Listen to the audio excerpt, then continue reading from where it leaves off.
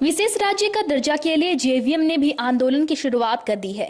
इसी मुद्दे पर आगामी 30 नवंबर को रांची में विशाल रैली आहूत है। इसी रैली की तैयारियों का जायजा लेने के लिए पार्टी के वरिष्ठ नेता सह सुप्रीम कोर्ट के नामवर अधिवक्ता आशुतोष वर्मा फिल वक्त गिरिडीह में हैं। शनिवार को उन्होंने स्थानीय एक होटल में पत्रकारों से बातचीत भी की।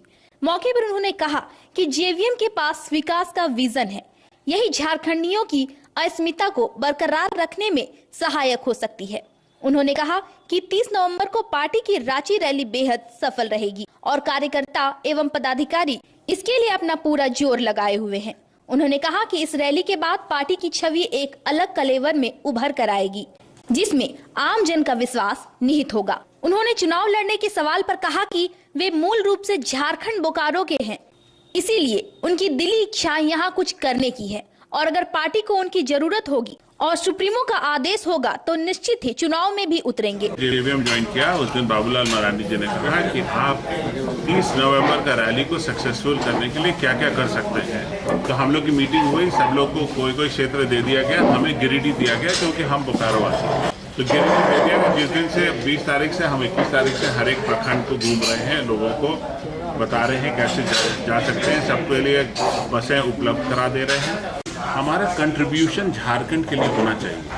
अब बाबूलाल मरांडी जी और पार्टी डिसाइड कर देगा कि मेरा योगदान कैसे और कहाँ होना चाहिए। तो क्या आपको विधानसभा चुनाव लड़ने के लिए कहेगा तो आप लड़ेंगे? अगर हमें समझेगा वैसा तो कर देंगे। ये तो बाबूलाल मरांडी जी की विशेष इच्छाएं पर है और कार्यकर्ताओं की इच्छाओं पर है। उस पार्टी को हम ज्वाइन किए जिसमें विकास लिखा हुआ है। बाकी सब पार्टी पे मुझे कोई भरोसा नहीं है।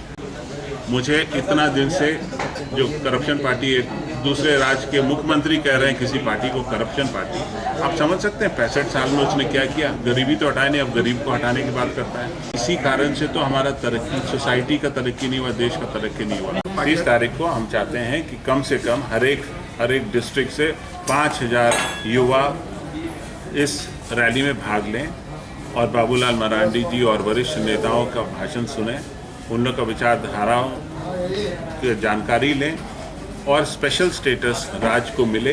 इसके लिए अपना हस्ताक्षर करके राष्ट्रपति महोदय को एक विज्ञापन दें।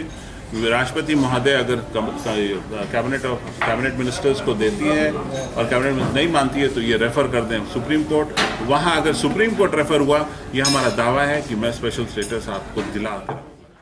इस प्रेस वार्ता में उनके साथ पार्टी नेता जयशंकर सिन्हा, अमित बरियार, एजाज अहमद समेत पार्टी से जुड़े अन्य कई लोग उपस्थित थे।